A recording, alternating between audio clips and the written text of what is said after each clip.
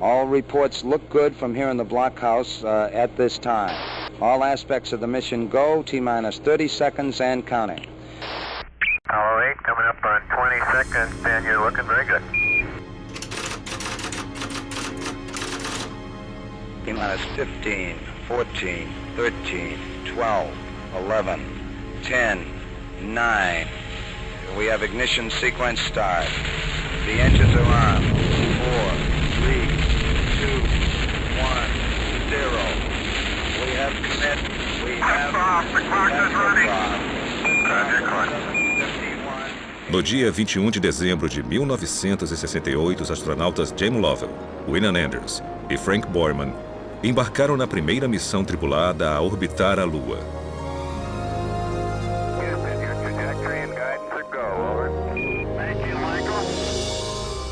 3 dias e quase 400 mil quilômetros depois, a tripulação do Apollo 8 se aproximou do destino. E no dia 24 de dezembro, véspera de Natal, a nave começou a última de suas 10 órbitas ao redor da Lua. Observando a superfície lunar, Borman, Lovell e Anders enviaram uma mensagem para o que era até então a maior audiência de televisão ao vivo na história. For all the people back on Earth, the crew of Apollo 8 has a message that we would like to send to you. In the beginning, God created the heaven and the earth. And the earth was without form and void, and darkness was upon the face of the deep. And the Spirit of God moved upon the face of the waters. And God said, "Let there be light." And there was light. And God saw the light, that it was good. And from the crew of Apollo 8, we close with good night, a Merry Christmas, and God bless all of you on the good earth.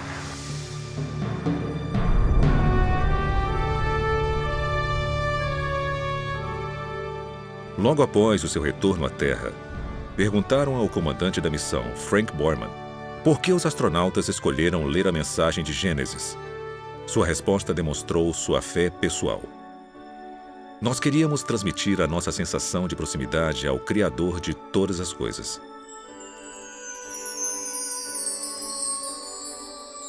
Essa não foi a primeira vez que o universo atraiu cientistas e exploradores para perto de Deus.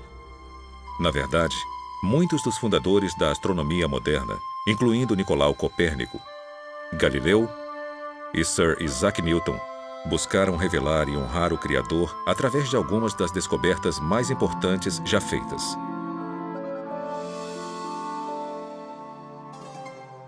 Essa motivação também inspirou Johannes Kepler, o matemático alemão que foi o primeiro a calcular o movimento planetário. No início do século XVII, ele escreveu que a ciência é o processo de pensar os pensamentos de Deus após ele. E o meu maior desejo é perceber o Deus que encontro em todos os lugares do mundo externo. Eu já tive a intenção de me tornar um teólogo. Mas agora vejo como Deus é através de minhas descobertas, também glorificado na astronomia, pois os céus declaram a glória de Deus.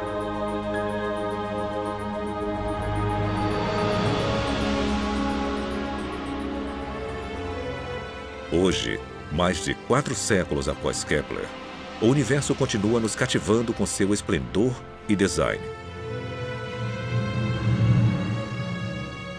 É um espelho que reflete a maestria de Deus e uma voz que fala claramente toda noite sobre seu caráter e poder. Viajem conosco agora, na asa de algumas das tecnologias mais sofisticadas já criadas. E conforme percorremos distâncias inconcebíveis para observar vistas inesquecíveis, vamos sentir as verdadeiras maravilhas das mãos do Criador e as glórias de seu coração.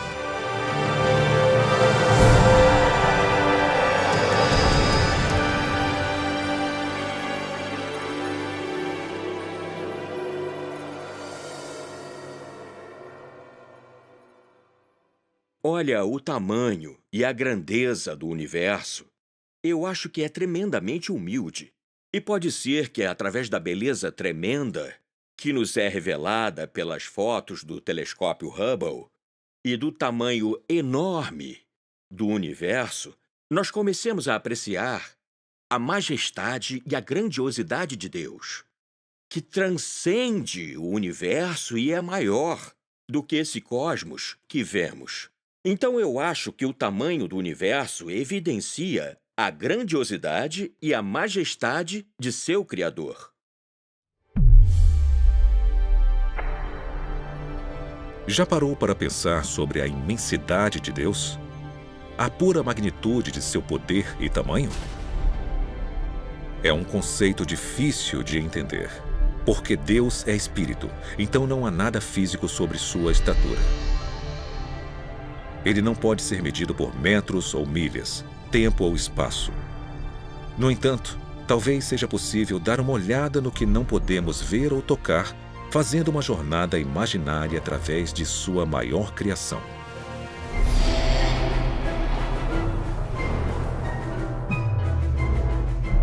Esta nave vai nos transportar até o limite do universo observável, uma distância estimada de 430 bilhões de trilhões de quilômetros. Vamos viajar na velocidade da luz, mais de 290 mil quilômetros por segundo. A essa velocidade, poderíamos fazer no mínimo 600 órbitas completas ao redor da Terra, em menos tempo do que demoramos para comer uma pequena tigela de pipocas.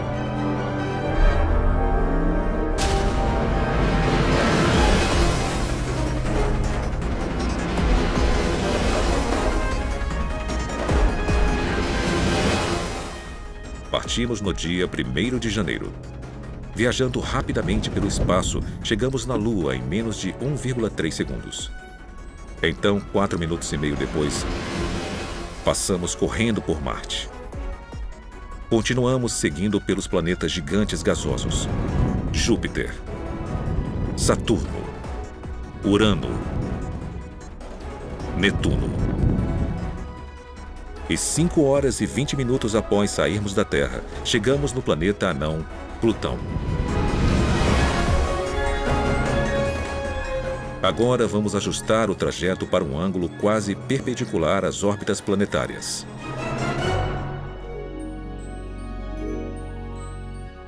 Atrás de nós, os limites da nossa vizinhança cósmica somem rapidamente.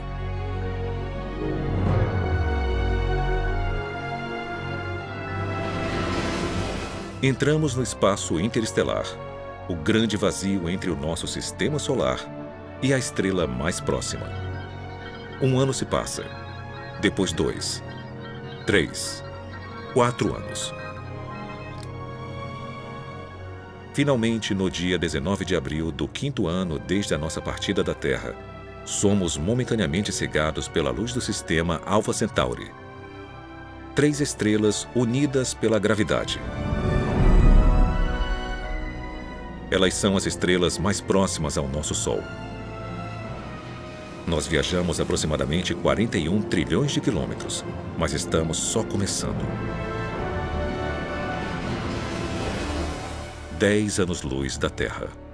2 dúzias de estrelas vizinhas brilham à nossa frente. Uma delas, Tau 7, se parece com o nosso Sol. 100 anos-luz. Nuvens de gás e poeira no braço de Órion da Via Láctea nos cercam. 1000 anos-luz. A elegante forma espiral da nossa galáxia é claramente visível. A Terra está localizada aqui. A Via Láctea faz parte de uma comunidade de no mínimo 40 galáxias, unidas pela gravidade, para formar o que é conhecido como o Grupo Local. Pelo resto da jornada, cada ponto de luz que vemos não é mais uma estrela individual, mas uma galáxia inteira, cheia de bilhões de estrelas.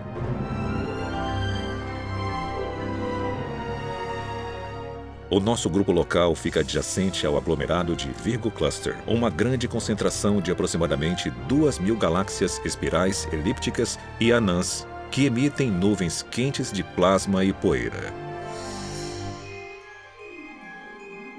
Essa criação espetacular é o coração de uma cadeia de ilhas cósmicas que foram moldadas pela força gravitacional de 40 mil galáxias diferentes. Coletivamente, elas formam um superglomerado de Virgo, uma das maiores estruturas conhecidas pela ciência.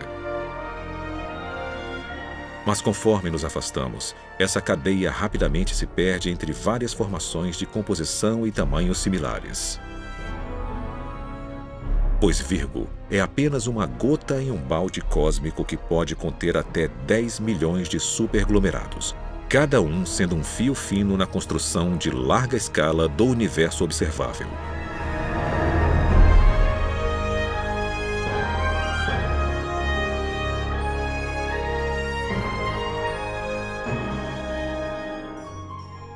A nossa jornada nos transportou para 45 bilhões de anos-luz além da Terra, aos limites externos da descoberta científica.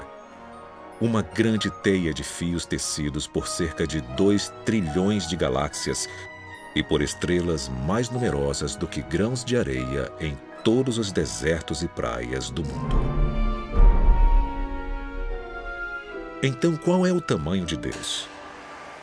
Ele é grande o suficiente para criar um universo com dimensões tão vastas que vão além da nossa compreensão. Mesmo assim, nas palavras do profeta Isaías, ele consegue medir tudo com os dedos de sua mão.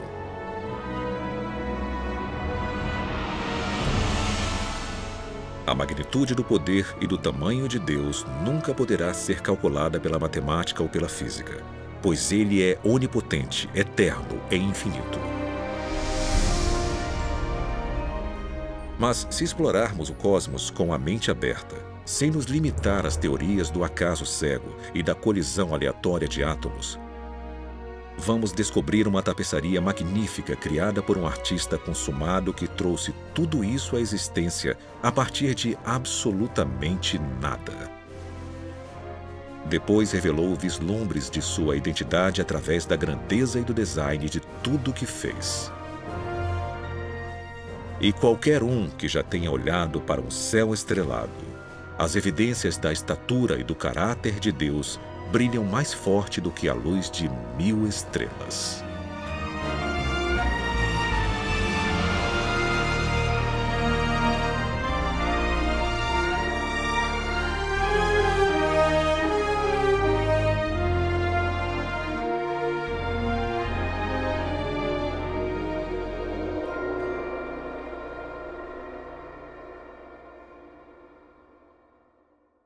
Muitos físicos já disseram antes que a descoberta de que o universo foi finito no passado e que tinha um começo é uma das descobertas mais incríveis na história da ciência. Isso mudou completamente a visão que tinha dominado a ciência por mais de 2000 anos. Isso foi escrito em Gênesis, capítulo 1, versículo 1. No princípio, foi Deus quem criou o céu e a terra. E uma das descobertas mais incríveis do século XX da cosmologia foi a confirmação sobre a antiga previsão judaica a respeito do início do universo.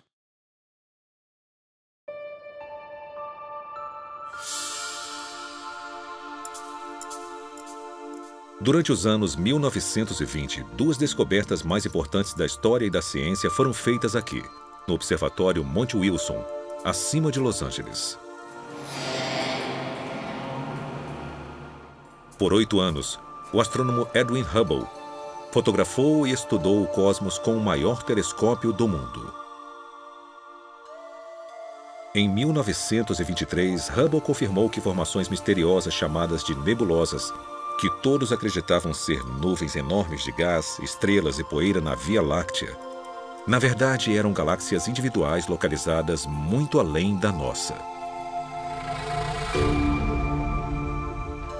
5 anos depois, ele verificou que essas galáxias estavam se afastando uma da outra a velocidades impressionantes. O nosso universo, que há muito tempo era considerado eterno, estático e relativamente pequeno, crescia cada vez mais por segundo. As implicações eram surpreendentes. Se o universo está se expandindo continuamente, então, em algum momento da história, ele deve ter sido menor e mais compacto. Se revertermos o movimento para fora das galáxias e voltarmos no tempo, elas se aproximam cada vez mais. E chegamos a um ponto no qual elas são basicamente infinitas em densidade e temperatura, e não é possível ir além disso. Então tem um começo, tem um momento no qual tudo começou. E isso é impressionante porque tem uma grande evidência teológica nisso. E isso me intrigou porque eu sou agnóstico. E se teve um começo, um momento de criação do universo, então teve um Criador. E a ideia do Criador não é compatível com o agnosticismo. E assim como eu não posso acreditar que teve um Criador, não posso acreditar que tudo aconteceu por acaso, o que implica na existência de um Criador. Então, sabe, eu estou em um impasse, completamente impossível. E continuei nele. A incerteza de Robert Jastrow foi alimentada por várias descobertas que apontaram que o universo foi criado a partir do nada e era governado por leis de física e química primorosamente calibradas para garantir uma vida complexa. A vida é tão extraordinária, principalmente a vida mais avançada, a vida inteligente. Seres conscientes são um fenômeno. De novo, eu acho qualitativamente difícil de acreditar que isso aconteceu por acaso. Por exemplo, pensa no seu cérebro. Mais de 1 quilo de massa. Ele contém 1 milhão de trilhão de sinapses, pelo que eu me lembro. Circuitos se abrindo e se fechando o tempo todo. É muito mais complicado do que a inteligência artificial mais avançada. E eu acho difícil de acreditar que tudo isso é questão de átomos e moléculas.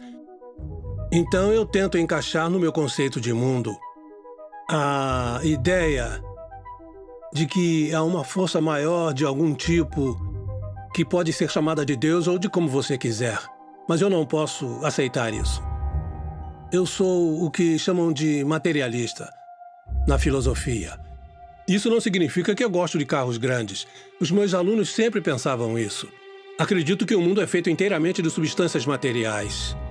E quando você especifica essas substâncias, átomos e moléculas, e as leis pelas quais são comandadas, você já fez tudo, não tem mais nada para ser dito ou inserido no seu modelo de universo. E é isso que a minha ciência me diz. E bem, eu fui um cientista a minha vida inteira. Mas isso não me satisfaz. Na verdade, me deixa inquieto. Parece que falta alguma coisa. Mas eu não vou descobrir que coisa é essa durante a minha vida. Robert Jastrow morreu em 2008. Sendo fundador do Instituto Espacial Goddard da NASA e o diretor do Observatório Monte Wilson, ele ajudou a popularizar a astronomia ao redor do mundo. Em seu livro best-seller Deus e os Astrônomos, Jastrow descreveu o conflito filosófico entre o materialismo científico e as provas de um universo que teve um começo. Em vez de desmentir a existência de Deus, os astrônomos podem estar encontrando mais provas circunstanciais de que Deus existe, de que o universo começou repentinamente em um ato de criação. Para o cientista, que viveu com a sua fé no poder da razão, a história termina como um pesadelo. Ele escalou as montanhas da ignorância, está prestes a conquistar o pico mais alto, e conforme sobe a última rocha, é recebido por um grupo de teólogos que está lá há séculos.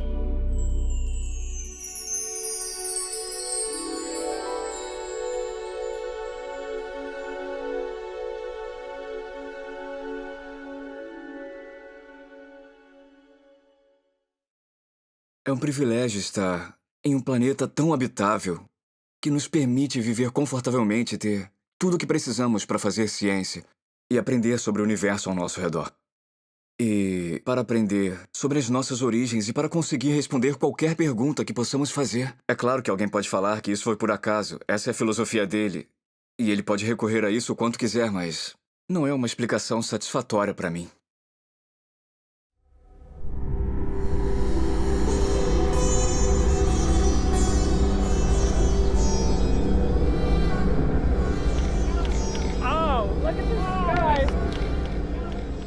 Isso começou com uma experiência em 1995. Eu fui observar o eclipse total do Sol na Índia. Foi meu primeiro eclipse total do Sol, foi um evento espetacular. Foi uma experiência emocionante.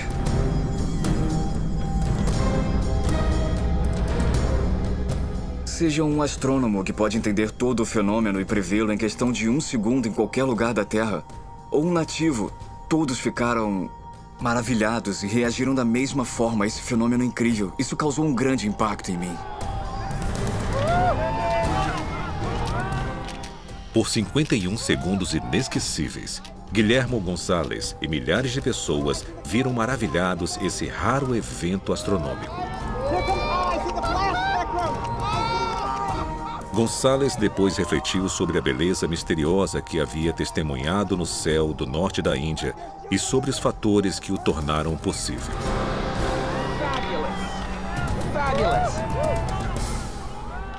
As exigências para produzir um eclipse total do Sol são um corpo luminoso, no nosso caso o Sol, um corpo eclipsante, no nosso caso a Lua, e uma plataforma de observação, no caso a superfície da Terra, e todos precisam estar em linha reta no espaço. O tamanho aparente da Lua no céu tem que ser quase exatamente igual ao tamanho aparente do Sol no céu, os dois com cerca de meio grau. O Sol é 400 vezes maior que a Lua, mas está a uma distância 400 vezes maior, então tem essa coincidência que as pessoas reparam há séculos, mas dizem, é uma coincidência e deixam pra lá. O melhor lugar em todo o sistema solar para ver eclipses solares é a superfície da Terra. Eu cheguei a calcular as circunstâncias para eclipses de todos os outros planetas e de todas as luas. Cerca de 65 as maiores luas. E é uma coincidência incrível. O único lugar que tem observadores é o lugar com os melhores eclipses. Conforme Gonçalves examinava esse alinhamento raro do Sol, da Lua e da Terra, ele reconheceu a importância desses corpos celestiais para a existência de vida complexa no nosso planeta. A força gravitacional causada pela nossa Lua, por exemplo, é forte o suficiente para regular o clima da Terra, estabelecendo sua inclinação e ajudando a circular as águas geladas e quentes dos seus oceanos. E a distância do nosso planeta para o Sol possibilita a existência de água líquida e uma atmosfera rica em oxigênio. Precisa ter a distância certa do planeta do observador até a estrela hospedeira. E precisa ter uma Lua bem grande. Então tem uma grande sobreposição entre os requisitos para produzir eclipses e os requisitos para ter um planeta capaz de suportar a vida. Responda, e se as coisas que tornam o planeta habitável também fazem com que esse planeta seja o melhor lugar para se fazer descobertas científicas?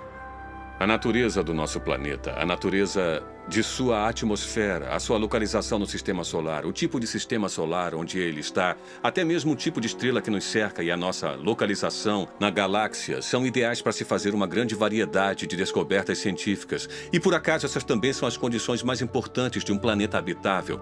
Um planeta propício para seres como nós e sem o qual não poderíamos sobreviver. Eu acho que esse é o tipo de padrão que sugere para as pessoas uma conspiração e não uma coincidência. Na luz tênue de um eclipse solar, Gonçalves e Richards reconheceram uma ligação fascinante entre os fatores necessários para a vida complexa e a observação científica. Geralmente nos falam, principalmente no século XX, que o universo não pensa em nós. Ou seja, que nós existimos em um universo muito grande e que o universo não foi criado para seres como nós. Nós somos simplesmente uma vida que por acaso surgiu num pequeno planeta que cerca uma estrela minúscula e insignificante numa galáxia normal dentro de um grande universo que não foi planejado.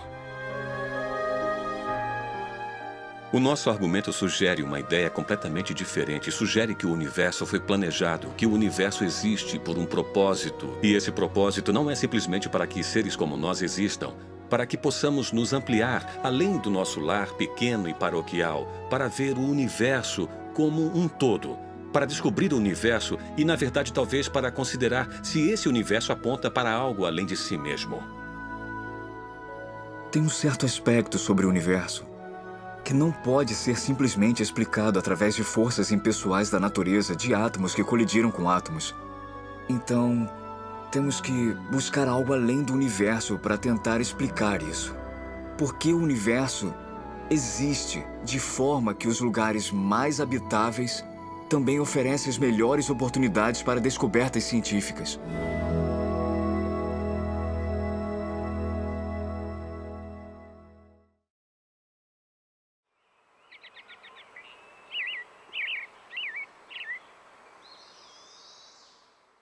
Nós criamos um mosaico do Sistema Solar usando fotos que tiramos com a Voyager e o colocamos na parede do auditório.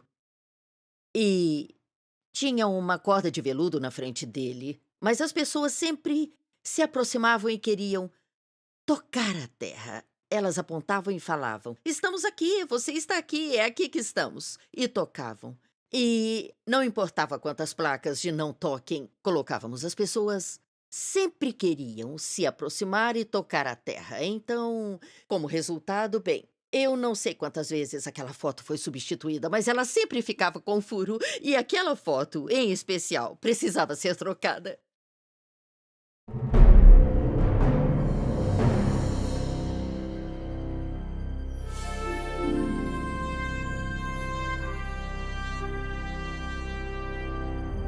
Em dezembro de 1980, a sonda Voyager 1 da NASA completou sua exploração histórica de Júpiter e Saturno. De todos os aspectos, a missão foi um grande sucesso. Por mais de 20 meses, a sonda não tripulada analisou e fotografou os 2 maiores planetas e suas luas, revelando uma variedade de informações sobre esses mundos misteriosos. 10 anos depois, conforme a Voyager se preparava para deixar o Sistema Solar, o astrônomo e especialista da missão Carl Sagan pediu uma última série de fotos que incluísse o planeta Terra. Foi ideia do Carl Sagan. Ele queria dar ao público uma foto de quão pequeno e isolado é o planeta Terra. Então, por fim, criamos o que chamamos de sequência, que é uma série de comandos da câmera. E apontamos a plataforma de varredura da sonda para vários planetas e tiramos também algumas fotos das estrelas ao fundo. Em 14 de fevereiro de 1990, as câmeras de alcance curto e longo da Voyager capturaram esse mosaico do Sistema Solar. Uma das imagens era uma vista da Terra envolvida por um raio de luz. O nosso planeta, 5,95 bilhões de quilômetros de distância. É só um pequeno pixel brilhante. Não dá para ver os continentes ou oceanos. Sabe, a nossa casa está tão distante daqui.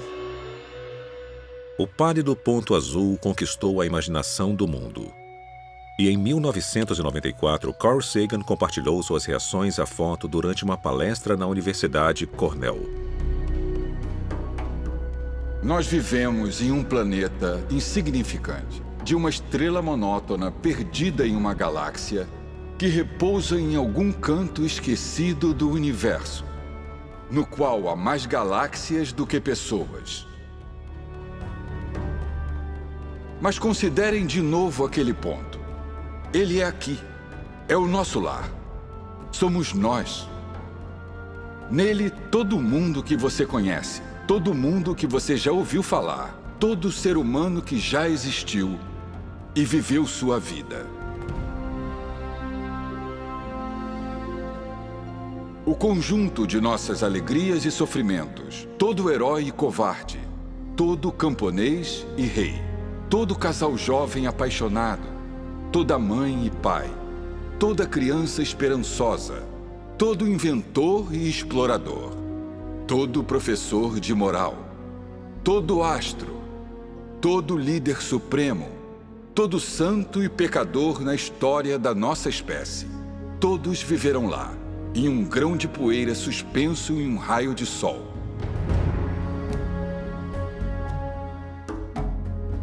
A Terra é um palco muito pequeno em uma grande arena cósmica. Nossas posturas, nossa suposta importância, a ilusão que temos de uma posição privilegiada no universo, são desafiados por esse ponto de luz pálida.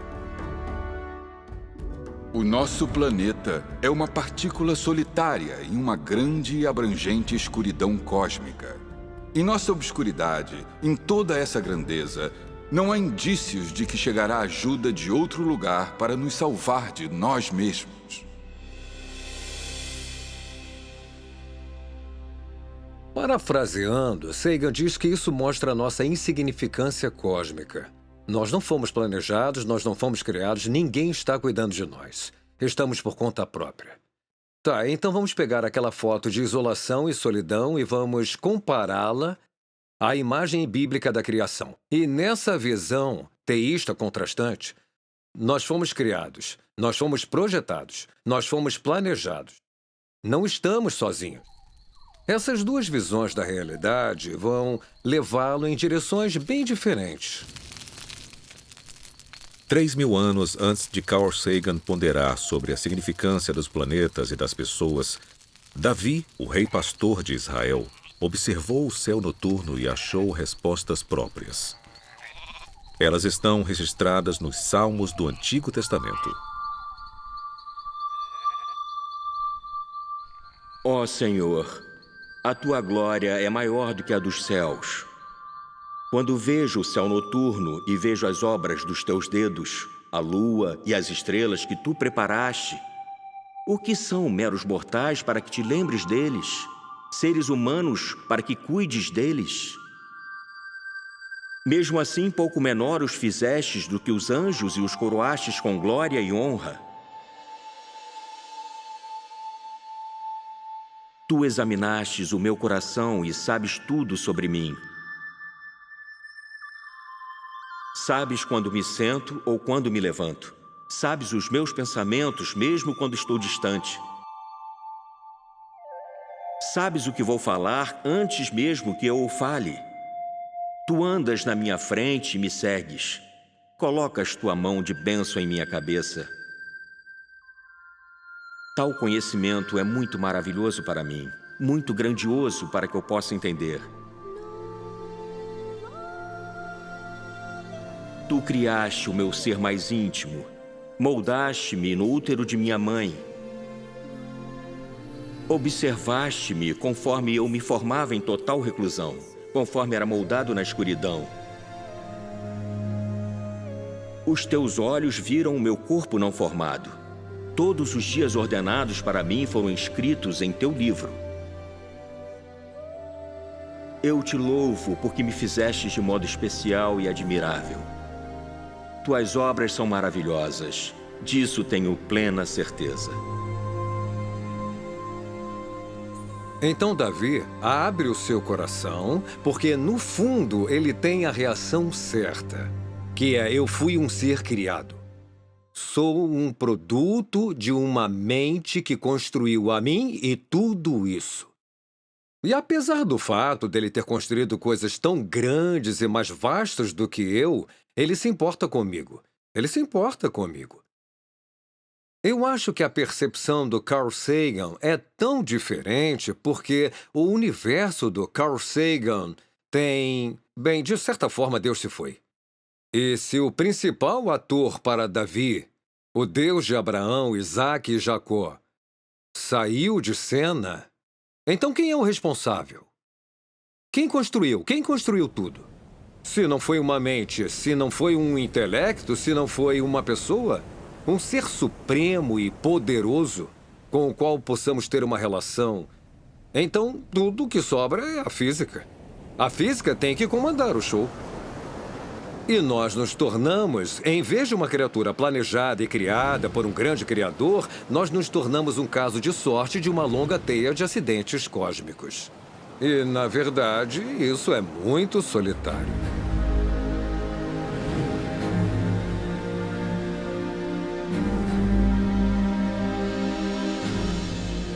Então, como devemos interpretar o pálido ponto azul e os passageiros que o chamam de lar?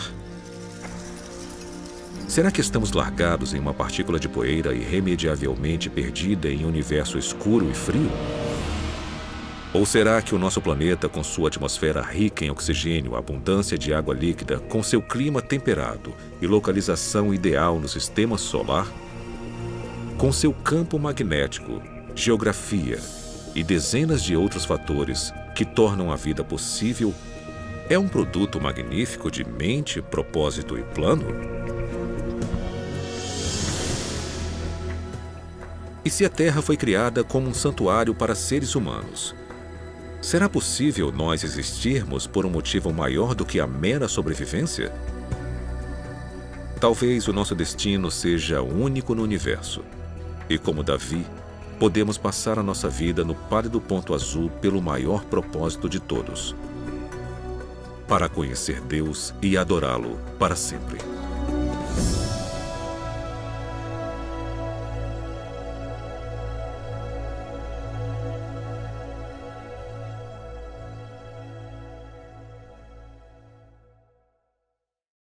Deus, como nosso Criador, Ele tem uma infinidade de formas possíveis para se comunicar conosco. Uma delas pode ser que Ele desça aqui, nos segure pelos ombros e diga: acorde! Você está em apuros, tá? Mas Deus é muito mais sutil do que isso. E, em particular, Ele não manipula o nosso desejo ao dele. E, de certa forma, isso é muito misterioso e difícil de entender. Ele coloca as coisas na nossa frente e diz: agora você responde. Então, provavelmente, para mim, a forma mais eficaz que Deus tem para se comunicar comigo, além da Bíblia, é através do mundo que Ele criou e da beleza no mundo que Ele criou. Eu acho que Deus fez o que podia para se comunicar conosco através de sua dimensão artística.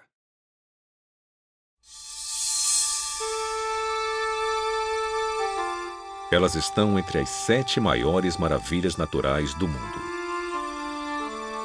Demonstrações incríveis de arte que já foram celebradas em pinturas nas cavernas pré-históricas, na mitologia viking e nas peças de Shakespeare.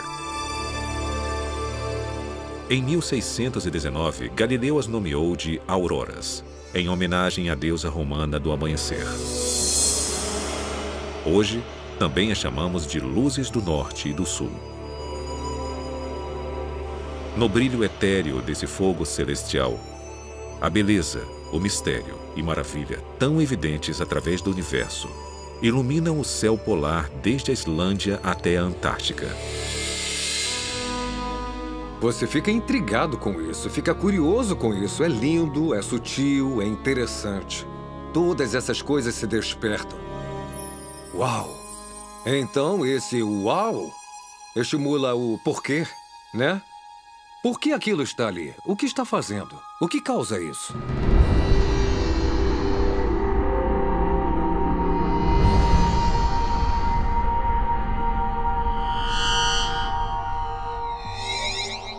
Toda aurora no nosso sistema solar é originada aqui, na superfície turbulenta de uma estrela de sequência principal G2, a 149 milhões de quilômetros da Terra. Periodicamente, picos de energia gerados dentro do núcleo do Sol causam grandes tempestades, que podem lançar bilhões de toneladas de um plasma altamente carregado. Grande parte dele vai em direção à Terra em um percurso de colisão. Nós somos banhados o tempo todo pela radiação do nosso vizinho grande e quente. E nós somos feitos em parte de moléculas delicadas como o DNA, que não gostam de ser atingidas pela radiação ionizante. Sem precauções, esse vento solar pode destruir rapidamente a nossa atmosfera, ferver os oceanos e devastar todas as formas de vida. Por sorte, somos protegidos dessas catástrofes por uma provisão impressionante. Debaixo da crosta e do manto do nosso planeta, uma camada de ferro, níquel e enxofre derretidos, com uma grossura de 2.400 quilômetros, flui constantemente ao redor de um núcleo de ferro sólido. Esse movimento produz um campo magnético que irradia do núcleo da Terra através dos polos, e milhares de quilômetros pelo espaço. Quando o plasma atinge esse campo, grande parte das partículas letais são desviadas antes de chegar à superfície da Terra. mas algumas são atraídas até as linhas do campo magnético e são canalizadas diretamente para os polos norte e sul. Cerca de 99% da nossa atmosfera é formada por átomos de nitrogênio e oxigênio. Esses componentes são eletricamente neutros. Assim que o plasma colide com um átomo, um elétron absorve a onda de energia e momentaneamente amplia sua órbita ao redor do núcleo. Então essa partícula supercarregada volta à posição e ao tamanho normais, liberando um único fóton, uma pequena onda de luz colorida. O processo é repetido pelo céu noturno.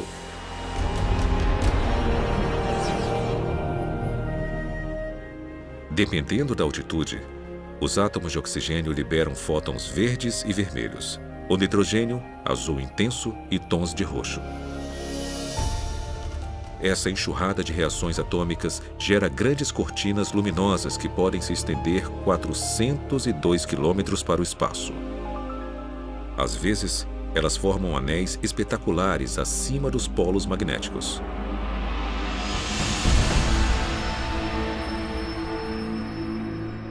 Ao orbitar a Terra na Estação Espacial Internacional, astronautas fotografaram as auroras e revelaram o seu esplendor misterioso, de formas nunca antes vistas. Essa beleza fala conosco eloquentemente sem dizer nenhuma palavra. Eu acho que a aurora por si só é um cartaz lindo e brilhante balançando. É uma mensagem, e ela diz: este planeta não foi um acidente, e o fato de vocês estarem nele não é um acidente. Deus nos deu um mundo que, se nós dermos alguma chance, ele testemunha de forma fiel a Deus. E esse testemunho, essa voz que nós ouvimos da natureza, fica mais forte e mais bonita quanto mais você a conhece.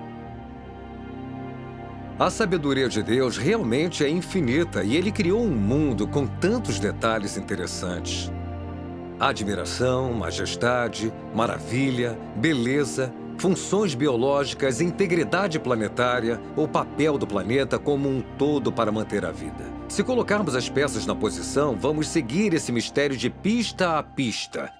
E eu acho que o que acontece, certamente no meu caso, é que você percebe que a Terra não é um lugar onde a vida pode simplesmente prosperar por acaso. Foi criado para ser um lugar onde a vida pode prosperar. Este planeta foi construído para ser habitável. Essa convergência de design funcional e beleza extraordinária, tão evidente no campo magnético da Terra, também é uma forma que Deus usa para se comunicar através de todas as facetas da criação.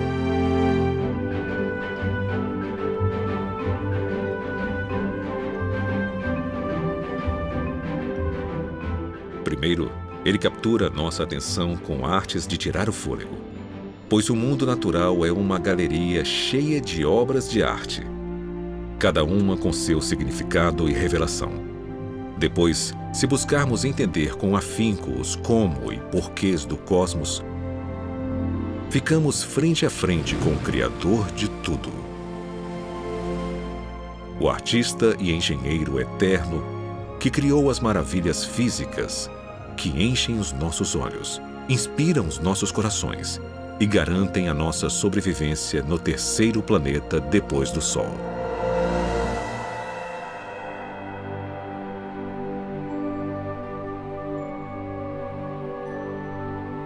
É elegante, é avassalador, é mais bonito do que podemos imaginar.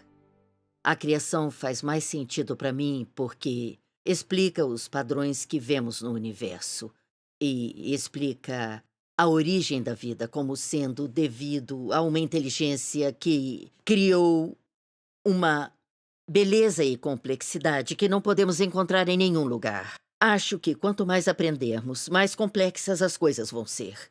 Mas, ao mesmo tempo, eu acho que vamos encontrar os princípios subjacentes que nos farão ter uma visão da mente do Criador. E quanto mais aprendemos sobre isso, mais incrível vai ficar.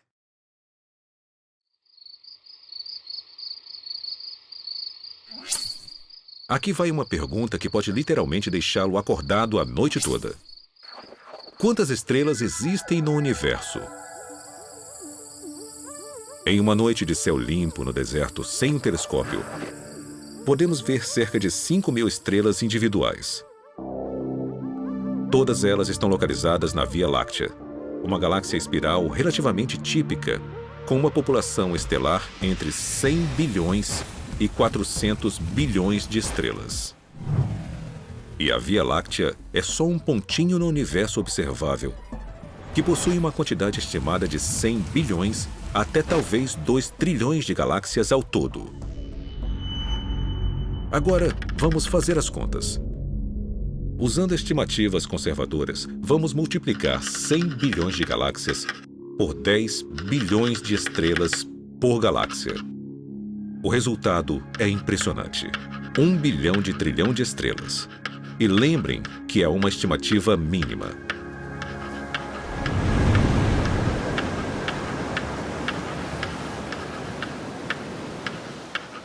Para compreender um número tão grande, precisamos de um contexto. Então vamos tentar isso. Há aproximadamente 135 mil grãos em 16 metros cúbicos de areia e 235 milhões em 28 mil centímetros cúbicos. Mesmo que seja quase impossível determinar a medida exata, os geógrafos estimam que haja aproximadamente 320 mil quilômetros de costa e 15 milhões de quilômetros quadrados de areia de deserto na superfície do nosso planeta. Usando estimativas como essas, os pesquisadores da Universidade do Havaí calcularam que, em todos os desertos e praias do mundo, há cerca de 7,5 vezes 10 elevado a 18, ou mais de 7 bilhões de grãos de areia individuais. De novo, uma estimativa como essa é só uma suposição. Então, considerando a dificuldade de realmente contar areia, vamos aumentar o cálculo havaiano por um fator de 10. Com isso, você conseguiria construir muitos castelos, mas é apenas uma fração do número total de estrelas. Porque quando comparamos as estimativas de areia às estimativas de estrelas, o número de estrelas excede o número de grãos de areia por pelo menos de 10 a 1. Mas talvez essa não seja a parte mais incrível desta história. Porque um único grão de areia, com um diâmetro de 1 milímetro, contém aproximadamente 500 bilhões de átomos individuais.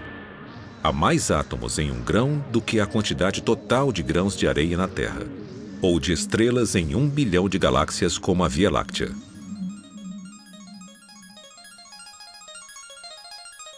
Certo.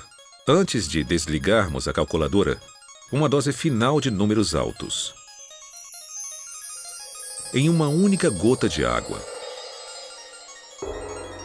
há cerca de 1,7 bilhões de trilhões de moléculas de H2O individuais. Ou seja, em algumas gotas grandes, o número total de moléculas pode superar o número total de estrelas em todo o universo.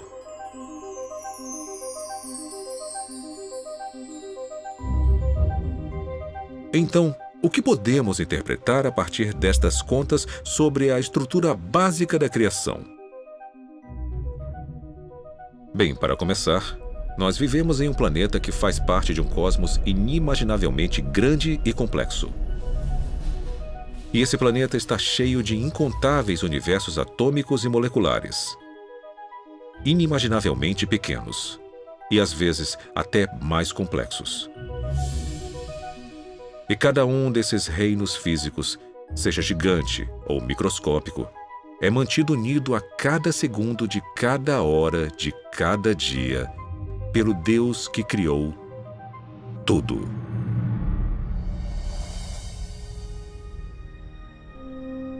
Lembrem disso da próxima vez que forem procurar escaravelhos no deserto do Saara.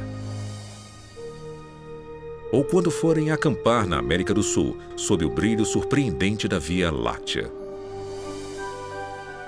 Ou quando estiverem no quintal, vendo o cachorro molhado lançar 10.000 universos líquidos em uma tarde de sol.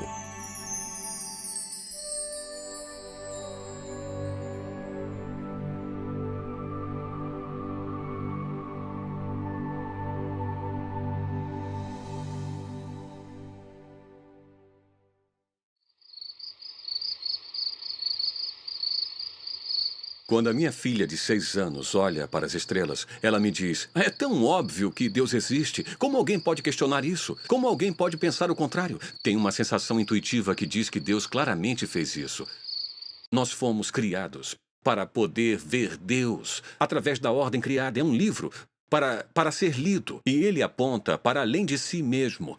Ele escolheu criar um universo com um cenário que está constantemente e continuamente em todos os momentos e lugares, dia após dia, noite após noite, testemunhando sobre sua existência. Essa é a ideia da revelação geral de Deus. É geral, é contínua. A criação de Deus, ela é ativa, ela declara a glória de Deus.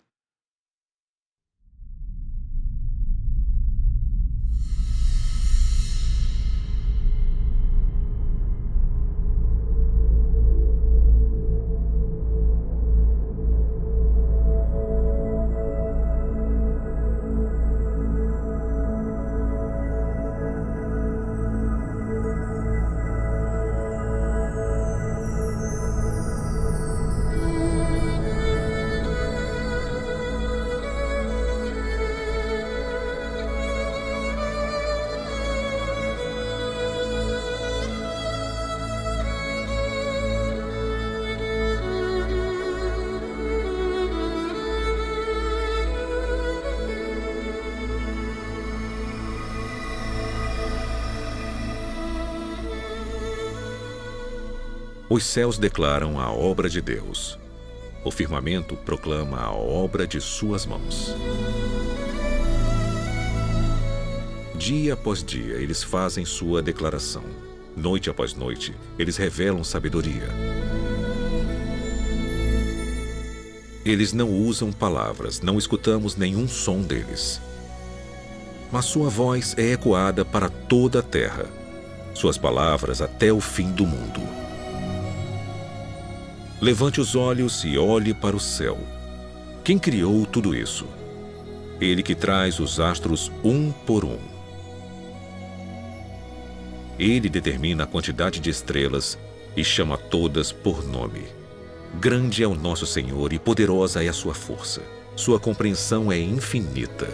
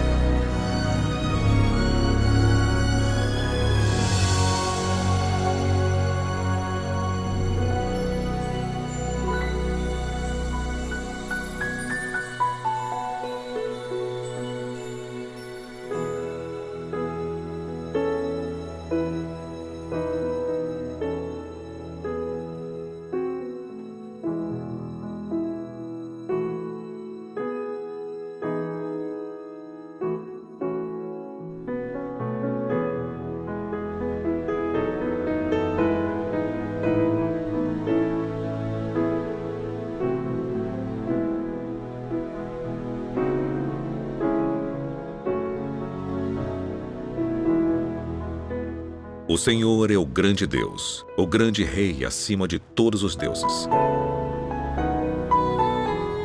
Em suas mãos estão as profundezas da terra, e os picos das montanhas pertencem a ele.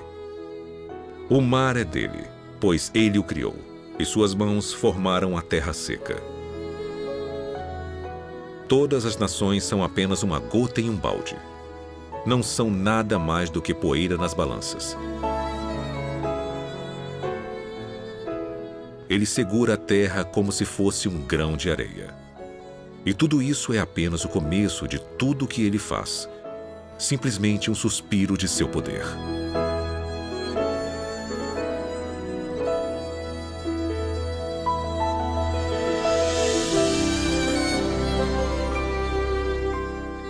venha ver as obras de Deus, que é incrível em seus feitos. Ele espalha as luzes do norte em espaços vazios. Ele suspende a terra acima do nada. Ele marca o horizonte no rosto das águas, para haver um limite entre luz e escuridão.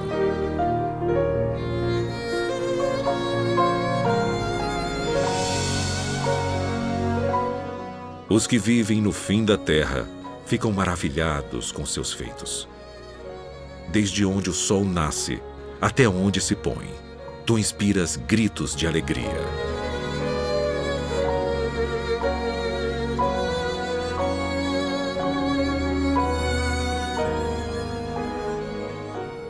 Vou acordar o amanhecer com minha música. Vou louvá-lo entre as nações. Pois o seu amor inabalável é tão alto quanto o céu. Sua fé alcança as nuvens. Seja exaltado, ó Deus, que a tua glória brilhe por toda a terra.